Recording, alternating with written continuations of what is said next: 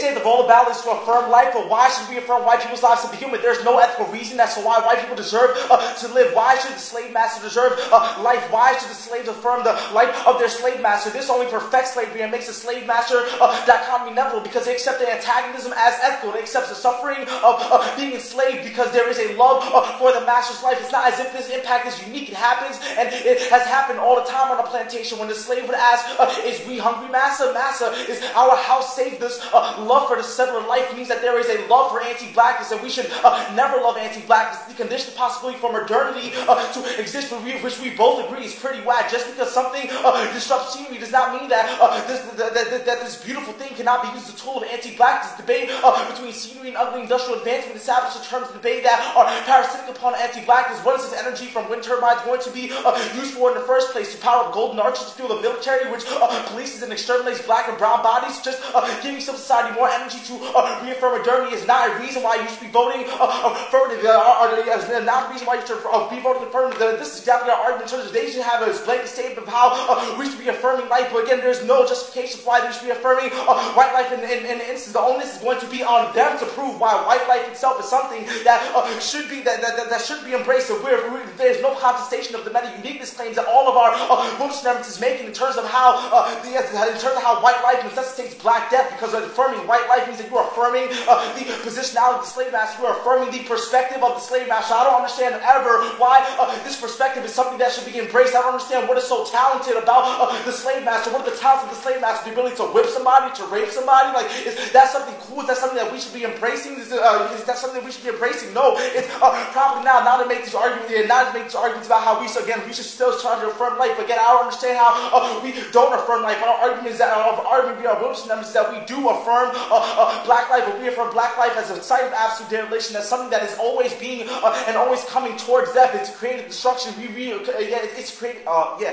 Because it is some form of creating destruction. But our argument is that itself that in terms of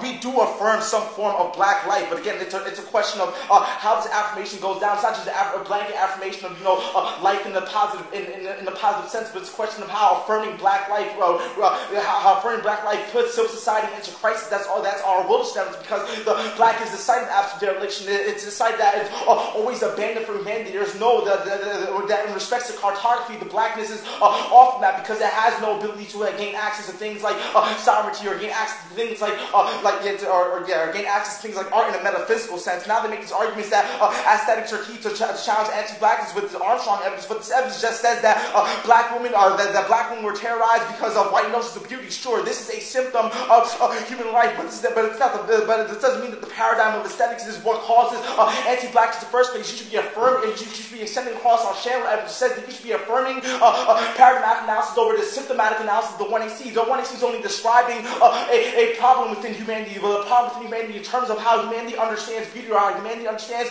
certain perspectives, but there's never fundamental questioning of humanity itself. We're winning fundamental claims that all of humanity, Arabs, Chinese, everybody took into a part enslaved Africans, that the whole world, the first multicultural project of the world, was to understand Africa as a place of no place, a place that was a lack of humanity. This is our argument. The reason why we shouldn't be affirming, we shouldn't be affirming the world as is. We should not be affirming humanity as is, or life as is, which is basically all they are necessarily doing by just trying to reaffirm some new notion of beauty via affirming wind turbines. But again, they're still not answering how these wind turbines can still be used as technology of anti-blackness. You can still lynch a whole bunch of black people from wind turbines, and white people are probably still going to say that's fucking beautiful. They already done it before. Have you heard of public lynchings? This shit happens all the time. It's a question of, this goes right back to the question that the anti-evidence is talking about, that they assume that the world is neutral. They assume that life is neutral, but life is not neutral. It's exactly what our Will Simmons is talking about, how there are two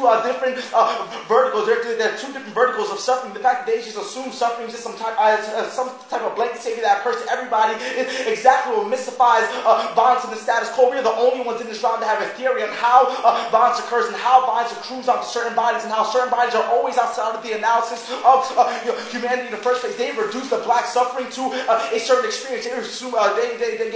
Which means that they reduce slavery to an experience. But our argument is that it's not just a simple experience that white people experience slavery, but that they're not possibly marked as a slave. That slavery is something that is intrinsic to black people's grammar of suffering, because slavery is something that alienates black people from structures of kinship and alienates them from the notions of cartography that our Muslims just talk about. But more importantly, it means it's just that the grammar of suffering and slavery is that you're always open to gratuitous violence. So you're always vulnerable. That your body is always being used as a fungible object. And this type of grammar of suffering still occurs in the status quo. The same with, there are more people in prison right now than there were black people who were enslaved during the era of slavery, which proves our argument that even if they win that in some way we don't affirm notions of black life, we do affirm black life. We're just affirming black life as a site of absolute dereliction. It's a question of political ontology, that it is as if black people are still slaves. We are not saying that black people are slaves, but it's just this pushback against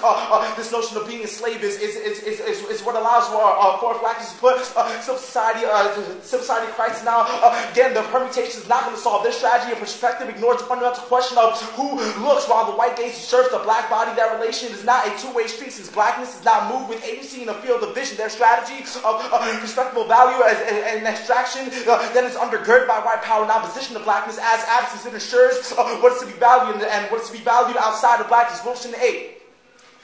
To see a black is to see the black as an ontological freeze that waits for a gaze rather than a living ontology moving with agency in the field of vision. The black's moments of recognition by the other is always already blackness, is led by lavish but the superfluous rather than the substance. The dawn black and the inverse is even more devastating when we contemplate that for only whites to a prosthetic exhausting embodiment of full presence. Whiteness is also the sample from which all others are seen. We say that whiteness is both full presence and the absolute perspectivity. To look at a black body is to look at a mere being among beings, but the white body is the being human presence doesn't live to a mere being among beings. It lives with the potential to being itself that stands out from mere beings. Human life is an effect of recognition that is inextricably bound with vision. Human value is an effect of perspectivity. What does it mean then? If perspectivity is a strategy for value extraction and expression, is most visionary when white and most blind when it is black. It means to be valued, to perceive value outside of blackness. Blacks then void of presence cannot embody value. A void of perspectivity cannot be style value. Blacks cannot be. Their mode of being becomes the being of the nose. Exactly our argument in terms of how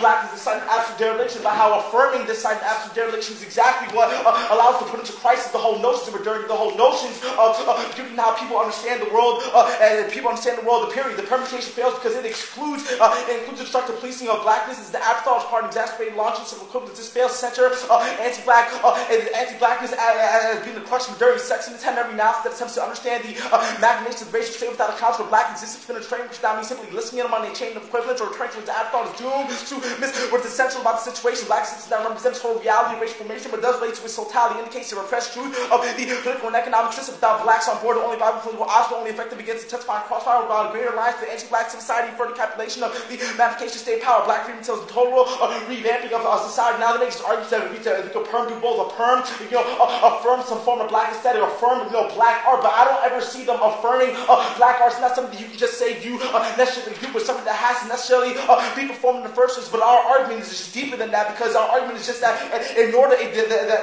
argument is that black life and white life cannot be affirmed side by side. So the permutation to just affirm all perspectives is something that is always going to be parasitic, because if we affirm white life, that means that you affirm black absence. It means that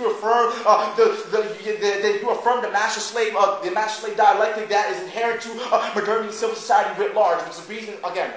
Yeah, it's the reason why we should reject, the affirmative terms of neutrality, the affirmative terms of human life as something that we should just blankly accept, when that's very dangerous for black people. What is white life? Slave master. Oh, so white life can only be the slave master, and that should never be affirmed. So white life, it's not that it can only be the slave master, but that white life is constituted by being the slave master. Sure, right. We have. So if that's something that we should never affirm, is something we can't escape, should I kill myself, under your argument? Sure. Okay. So should Odie kill himself? I don't see why not. Why? Why should we do that? How does that help? It's ethical. How is it ethical? What is ethics? What is ethics? Okay, that you go down a question of what is right and what is wrong. Our argument is that white life is wrong. Why? Because it's white life is slave master. Slave master capacity is not good. Why does it have to be the only thing about white life? Why can't there be aspects? Sure, you can win that. I don't know what you're necessarily going to spin as white life being other than the slave master, but our argument is that even if white life is something other than, or even if you win that it's something else, it's still constituted and there's still privilege that makes you a slave master. Sure, you go to Oklahoma, you're standing on stolen land, your school's on stolen land. There's just no getting out of this shit. We're all on stolen land. Sure. Like we all have some form or another of privilege. Why does that mean we should kill ourselves? Because you have white privilege. Why does having white privilege necessarily mean I should kill myself? Why shouldn't I struggle against the structures that a universal aesthetics, for example? Sure, struggling against the structure means putting yourself on the line, putting your body on the line. Do it. Why isn't the ab an example of that? I don't understand. Your ab is not an example of that. Your ab is saying that wind turbines are beautiful. I don't understand. Yeah, but the point is that that's a universal aesthetic that's imposed on people. That's bad. How is that not a productive project? It's not productive. All the arguments that are made as to why wind turbines can be used as technology of anti-blackness are reasons why you should affirm wind turbines is beautiful. Our affirmation it's not of wind beautiful. turbines is beautiful leads to lynching on wind turbines. How exactly does that work? We just say the wind Black people can be lynched from a wind turbine. Why does that mean that the wind turbine itself, in our affirmation, that leads to lynching? How does our reading of the our argument is that eventually I'm sure somebody will get lynched. That's the nature of the argument that we're making. But how does that cause that? It's not necessarily that you caused it, but that you facilitated. You say how do we facilitate it? By putting it up. You're saying that we should have it. No, we don't say we should build wind turbines. We just say that we should affirm the aesthetic appearance of the ones that exist. I don't understand how. I don't like the appearance of it. I don't like the appearance of it because it appears that black people can be lynched from it. Okay, so should we take down any structure that's higher than a couple of feet because you might be lynched from it? Sure. That's the creative destruction that our rules and numbers is talking about. Okay, so what exactly can we do then in the world, the alternative that might not hurt black people? Nothing that you can do. Well, besides obviously, getting a ballot, affirm your suicide. That's cool. That's very good. It's one little form. It's one little step in the right direction.